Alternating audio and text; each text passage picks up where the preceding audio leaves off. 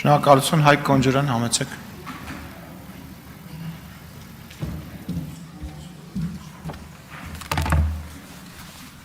Ազգային ժողովի մեծարգո նախագահ, հարգելի գործընկերներ, սիրելի հայրենակիցներ, մի քանի օր առաջ Հայաստանի Հանրապետության իրավապահ մարմինները կանխեցին, բացահայտեցին մի այլանդակ եւ ահասարսուր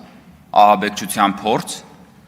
որի կազմակերպիչն ու պարագլուխը ընդդիմության քաղաքական հոգեհանգիստը մի քանի անգամ կազմակերպած Ռոբերտ Քոչարյանի եւ Սերժ Սարգսյանի քաղաքական թիմակից Կտրիչ Ներսիսյանի օրհնությունը ստացած Բագրատ Գալստանյանն էր։ Շատերը այս օրերին համեմատականն են անցկացնում հոկտեմբերի 27-ի եւ այս ահաբեկչության փորձի հետ։ Բայց ես ուզում եմ ասել, որ հաջողության պարագայում Աստված մի արասցե։ Սա մի քանի անգամ բազմապատիկ ավելի ահասարսուր ահաբեկչություններ լինելու, քան թե հոկտեմբերի 27-ինը։ Ինչու՞։ Որովհետև հոկտեմբերի 27-ի ահաբեկչության թիրախները նստած էին այս դահլիճում։ Հայաստանի Հանրապետության ղեկավարությունը։ Այս ահաբեկչության թիրախները այս դահլիճից դուրս գտնվող Հայաստանի Հանրապետության յուրաքանչյուր քաղաքացին կարող էր լինել։ Յուրաքանչյուր քաղաքացի կարող էր դառնալ Բագրատ Գալստանյանի կողմից կազմակերպվող եւ ընդդիմության կողմից խրախուսվող ահաբեկչության թիրախը։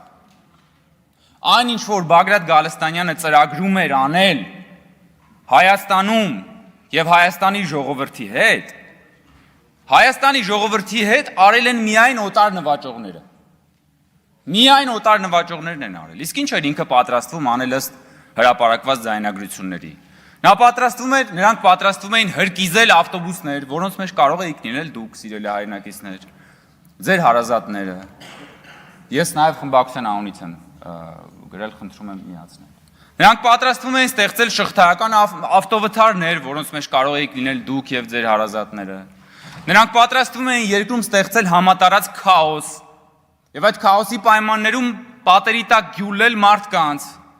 եւ դուք կամ ձեր հարազատները հանկարծ կարող էիք հայտնվել սխալ պատերի տակ, պատահաբար, եւ ձեզ էլ կարող էին գյուլել։ Կամ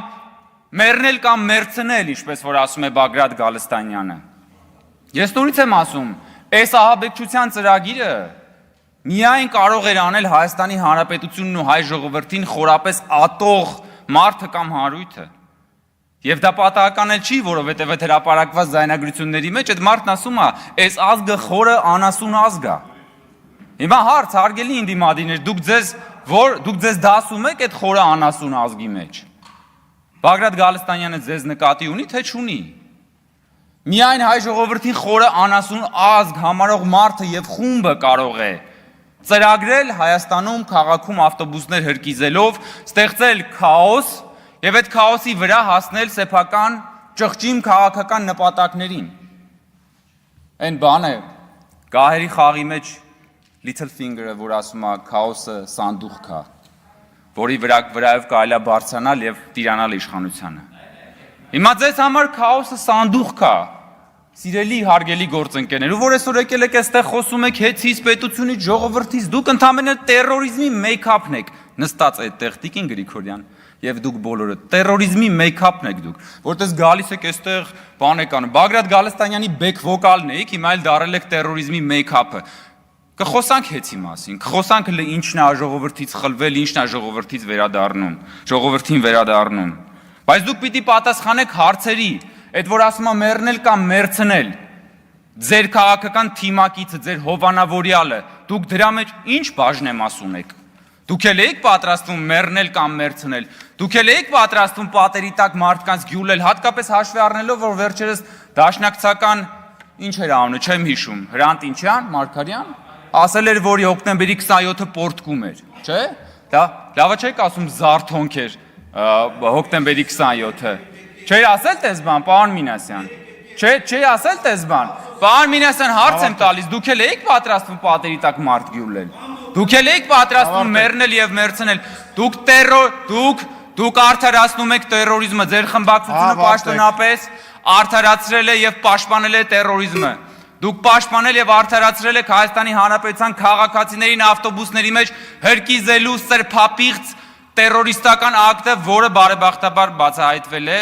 եւ այդ մասին դեռ առիթներ կունենանք էլի խոսել։ Շնորհակալություն Հայաստան պատգամավորական խմբակցության անունից